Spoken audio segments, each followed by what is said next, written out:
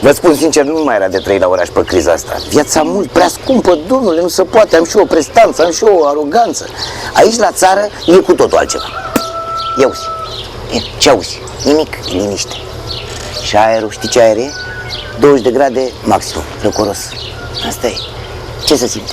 Aerosol. Știi de unde? Uite de aici. Așa e la țară. E pe ieftin, dar e strictul necesar.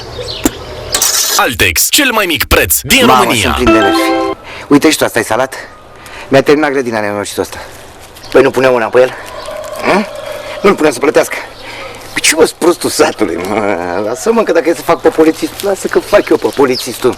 Pe nas o să iasă pe nas. Ia să vedem zoom-ul. E bun.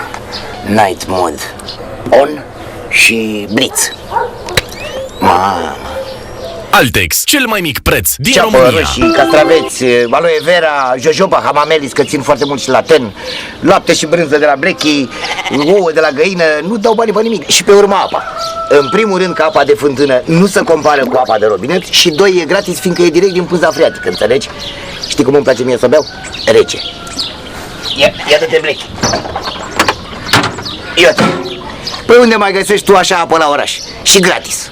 Altex, cel mai mic preț din Dom'le, România. pentru mine e foarte convenabil la țară. Nu câștigi, dar nici nu cheltui. Chirie nu, că e casa lui tăticu din 56, la curent fac jumătate cu vecinul, lemne cam 130 de lei, butelia vine 40 de lei pe lună, mâncare, o pâine, un parizel până în 200 de lei, benzina de 50 de lei. Dacă aduni, ies fix 420 de lei pe lună. Păi din pensie pot să mai pun și deoparte. Ia să-i dau un print.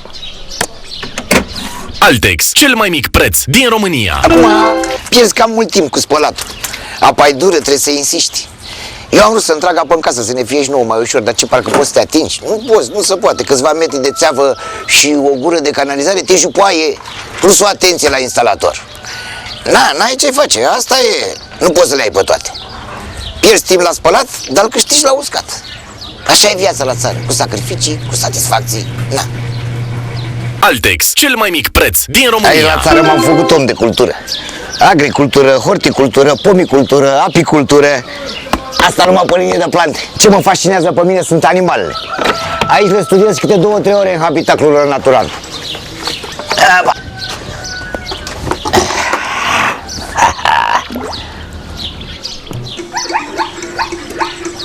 Marș, marș, mă, marș!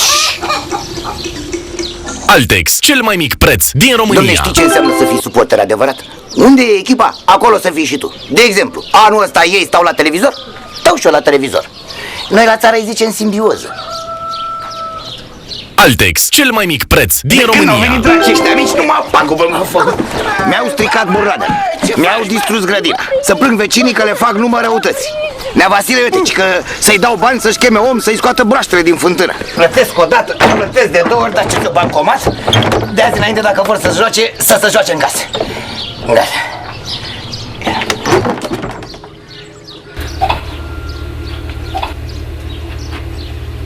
Altex, cel mai mic preț din România.